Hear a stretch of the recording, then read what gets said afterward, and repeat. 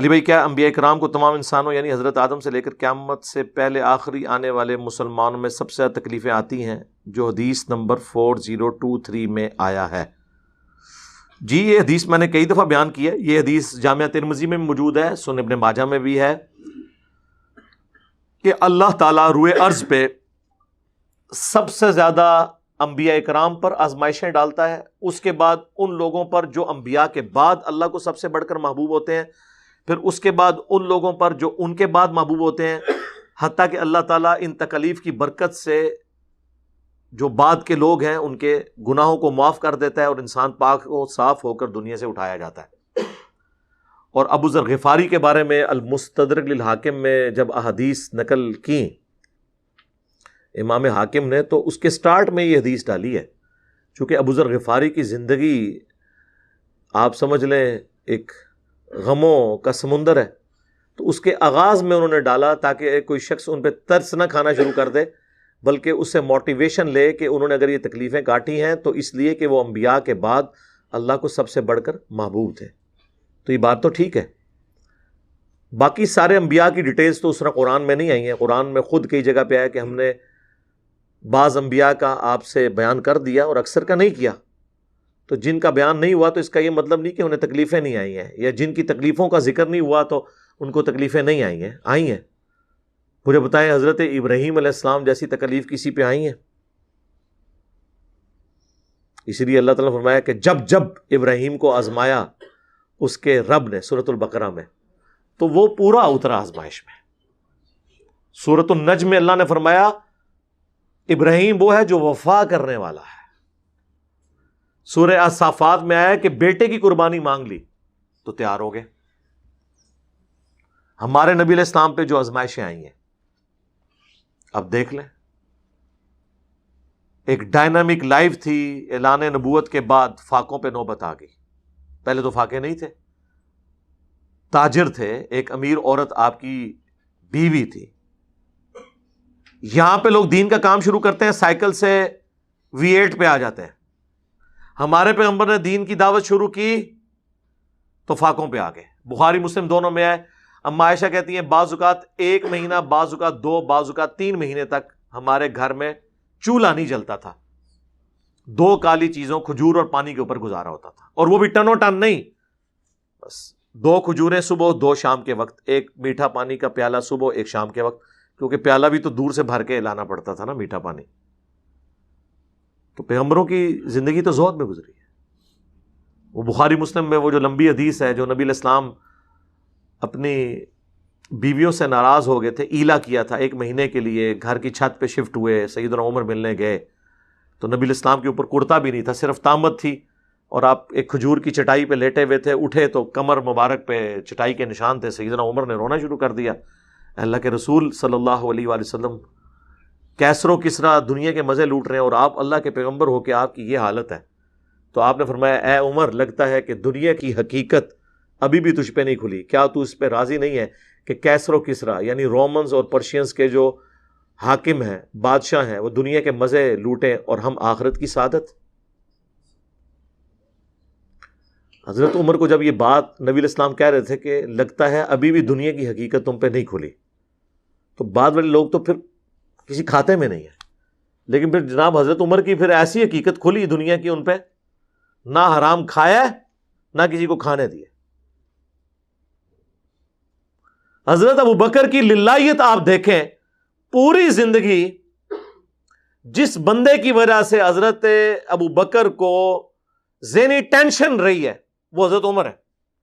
آپ جتنی احادیث اٹھا کے دیکھیں، حضرت ابو بکر کے ساتھ ہمیشہ اختلاف رائے حضرت عمر نے کیا ہے. وہ بخاری مسلم میں نہیں آتا؟ صحیح بخاری میں وہ مشہور حدیث ہے جس پہ وہ آیات نازل ہوئی تھی، لا ترفعوا اصواتکم فوق صوت النبی. وہاں پہ حضرت ابو بکر نے مشورہ دیا یا رسول اللہ فلاں قبیلے کا امیر فلاں کو مقرر کریں، کیونکہ وہ نیو مسلم قبیلہ تھا. نبی علیہ السلام کی عادت تھی کہ آپ کوئی بھی نیو مسلم ہوتا تھا نا، اس قبیلے کا ایک امیر مقرر کرتے تھے تاکہ بعد میں اس سے کمیونیکیٹ کر کے تو قبیلے تک بات پہنچے. حضرت عمر نے کہا نہیں یا رسول اللہ فلاں بندہ زیادہ بہتر ہے. اس پہ حضرت بکر نے کہا کہ تم ہمیشہ میری بات کی مخالفت کرتے ہو. بس اسی چپکلش میں آوازیں بلند ہوئیں، لیکن آوازیں وہاں بلند ہوئیں جو اس کائنات میں اللہ کے بعد سب سے رسپیکٹیبل پرسنالٹی، محمد رسول اللہ صلی اللہ علیہ وآلہ وسلم. قرآن نازل ہو گیا کہ نبی کی آواز سے بھی اپنی آواز کو بلند نہیں کرنا. لا ترفعوا اصواتکم فوق صوت النبی. اور اگر تم نے اپنی آواز کو نبی کی آواز سے بلند کیا تو تمہارے اعمال برباد کر دیے جائیں گے اور تمہیں خبر بھی نہیں ہوگی. اور ان سے ایسے گفتگو نہیں کرنی جس طرح تم آپس میں کرتے ہو.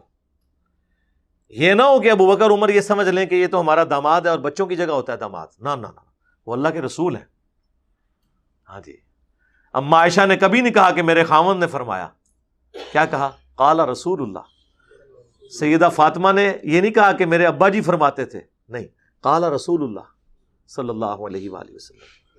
سیدنا علی نے نہیں کہا کہ میرے چچا زاد بھائی کا بیان ہے، نہ، قال رسول اللہ صلی اللہ علیہ وآلہ وسلم. بخاری کے الفاظ ہیں، عبداللہ ابن زبیر کہتے ہیں کہ جب یہ آیات نازل ہوئیں تو حضرت عمر حضور سے اتنی آہستہ آواز میں گفتگو کرتے تھے کہ حضور کو سنائی نہیں دیتی تھی. آپ کہتے تھے عمر تھوڑا اونچا بولو، مجھے آواز نہیں آ رہی. اتنا ڈر گئے. پھر اللہ نے ساتھ ہی ڈگری دے دی، ان الذین یغضون اصواتهم عند رسول اللہ. بے شک جو لوگ اپنی آوازوں کو دھیما رکھتے ہیں اللہ کے نبی کے حضور، وہی لوگ ہیں جن کے دلوں کو اللہ نے تقوی کے لیے چن لیا ہے. ان کے لیے مغفرت ہے، اجر عظیم ہے. یہ وہ آیات ہیں جو روضہ شریف پہ آج بھی لکھی ہیں. بلکہ ابھی یہ جو سعودی حکومت نے دوبارہ رینوویٹ کروایا نا، یہ ساری آیات نا روضہ شریف کی جالیوں کے اوپر انہوں نے ساری ترتیب سے لکھ دی ہیں کہ قبر رسول پہ بھی کوئی شخص اپنی آواز کو بلند نہیں کرے گا. تو وہ بات کہاں سے کہاں شروع ہوئی تھی؟ نبی الاسلام کی یہ رسپیکٹ ہے. تو میں وہ بات اس سے شروع کی تھی کہ اتنا کنفلکٹ اپنے دور خلافت میں بھی حضرت عمر ہر جگہ حضرت ابوبکر کے ساتھ اختلاف رائے رکھتے تھے. خالد ابن ولید کے مسئلے پہ بھی کہ یہ اپنی مرضی کرتا ہے، خلیفہ کو نہیں پوچھتا. اور پھر کہتے تھے کہ اگر میں آپ کی جگہ ہوا نا، سب سے پہلے میں اس کو ہٹاؤں گا، چھوڑوں گا نہیں. پھر ہٹا بھی دیا. اور دوسری طرف حضرت ابوبکر کے کہتے تھے کہ ماؤں نے کوئی شیر پیدا ہی نہیں کیا جو خالد بن ولید جیسا ہو، وہ لاڈلے. لیکن یہ سارے کنفلکٹس کے باوجود ہونا تو یہ چاہیے تھا کہ جب حضرت ابوبکر پہ بیماری آئی تو کسی اور بندے کو تو خلیفہ نامزد کرتے، عمر کو نہ بناتے. ایک بندے کو یار ایک نیگیٹو سائیکالوجی ڈیولپ ہو جاتی ہے کہ تو ہر مسئلے میرا اختلاف کیتا ہے، ہوں میری واری آئی ہے نا تو میں اپنی مرضی کا بندہ نامینیٹ کراں گا. سارے صحابہ سے مشورہ کیا، حضرت عمر سے نہیں کیا.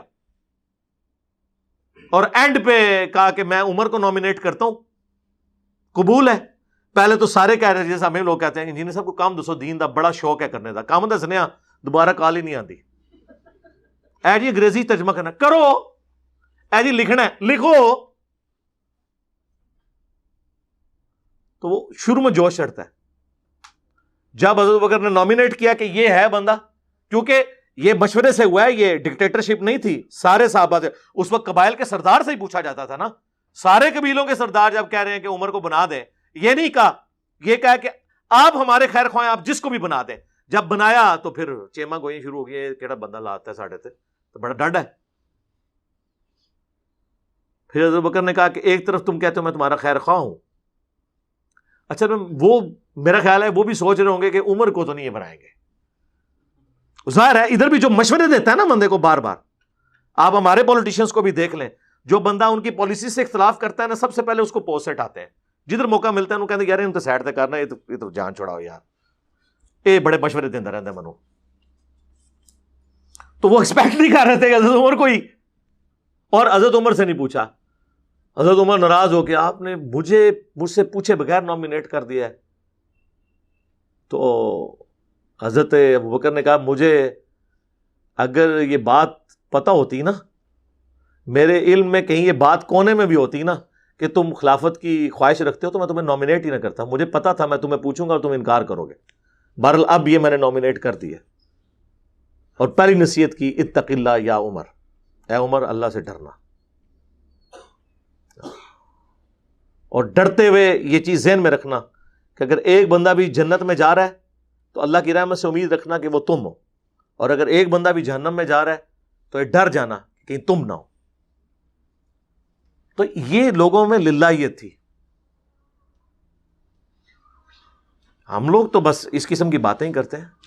تکلیفیں جن لوگوں نے اٹھائی ہیں نا جی، ان کے نام آج تک زندہ ہیں، رضی اللہ عنہ ہم انہیں کہتے ہیں، علیہ السلام کہتے ہیں۔